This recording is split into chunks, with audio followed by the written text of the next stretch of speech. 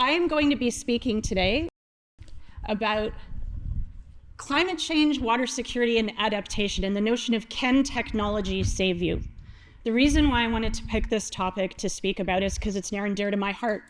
When I was in high school, I wanted to make a difference in the world, and I thought technology and science was the way to do it.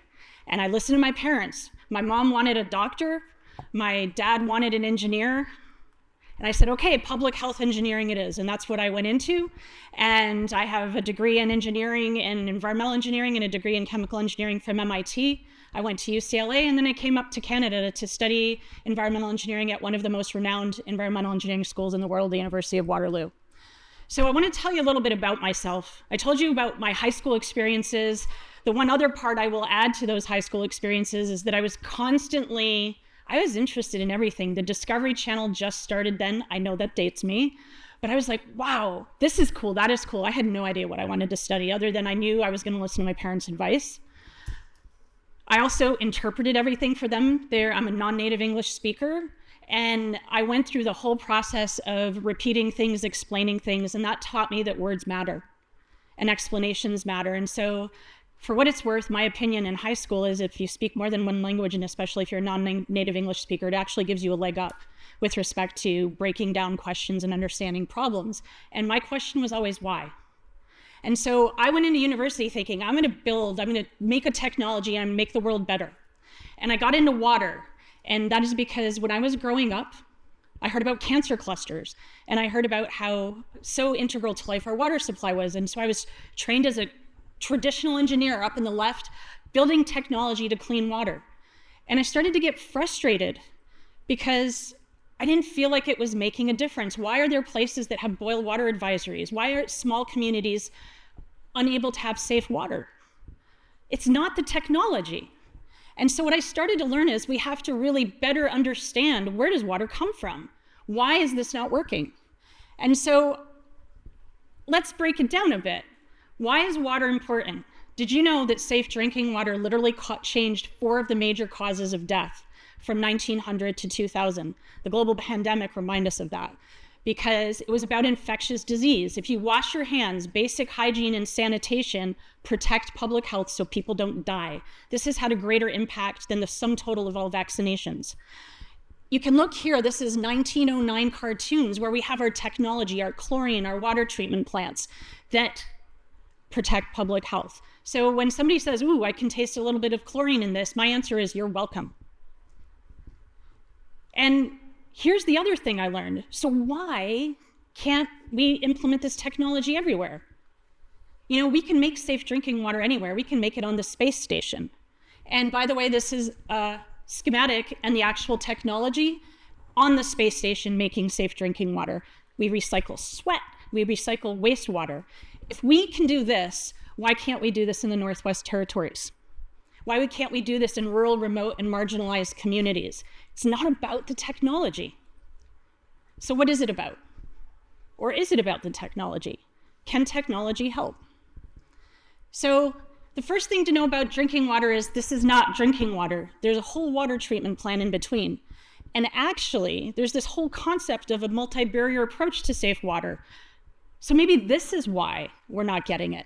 Look at those barriers. The first is source protection. There's the treatment technology, and then there's testing and distribution, and then there's the community part of it. So how and where can technology help to advance water security and public health protection? Why aren't we doing this? So starts with understanding where it all begins. In most of the world, including Canada, water, where does the water come from in the river? Why don't I know this? It comes from forests. There's snow, precipitation, and forests, the leaves collect it, and they naturally purify water that eventually runs off the landscape or through the ground into our lakes and rivers. It's really important to know because that's where it all begins. But I didn't know that until much, much later in my career. And now, in a changing climate, it's getting a lot tougher. Fires, floods, pest infestation. And why is that a problem if our technology is so good? And the short answer to that is drinking water treatment is like Formula One race car driving. Perhaps some of you aren't familiar with Formula One. I, in moments, can't believe that I am, but it's actually really fascinating. So why are they alike? And this is where I always say to my family and students, I like to explain everything with a simple conceptual model that you can scratch out in purple crayon, and then we can make it sound technical, but I like to make sure I understand it first, so let me give it a go. So everybody thinks, oh, well, do you have the right vehicle? And I'm sorry for all of you McLaren fans, I'm a Ferrari girl. And so for me, it's the Ferrari, but you know, you do you. And so it starts with the car. You put me in that car, I'm not gonna win any races. But it doesn't end with the car. There's the driver part, right? And if you know anything about Formula One, it's not just the drivers, it's also the pit crew that strategize how many stops, when to stop, when they're gonna put the tires on. And then climate change is like going, oh, and we have a new track for you. It's a completely different one you've never driven on, but you go ahead and do it. So that's like water treatment. There's the technology, which is the car, the driver, which is the operators, and then there's the pit crew, that's the lab, and then there's the track, which is the community and how hard that might be impacted by these shocks. And so fires are particularly bad, and that's what I've been studying, because if you can be resilient to fire, you can be resilient to all of those climate shocks and the technology you develop. So what have we learned? So this is an example of green is a catchment that hasn't had a wildfire, black is a series of catchments that have, and brown it not only had wildfire, but more insult on the landscape, more disturbance with people hauling out logs. And you go, okay, 4 years in, and the effects of the fire, and this is turbidity, or how dirty the water is, how murky it is, right? Turbidity and sediments, because that's what the landscapes look like. You go, okay, things are moving along, things are recovering. And I go, whoa, landscape scientist. I don't think rapid recovery is 3 or 4 years. In my language, it's 3 or 4 hours. How long are you willing to go out without safe drinking water?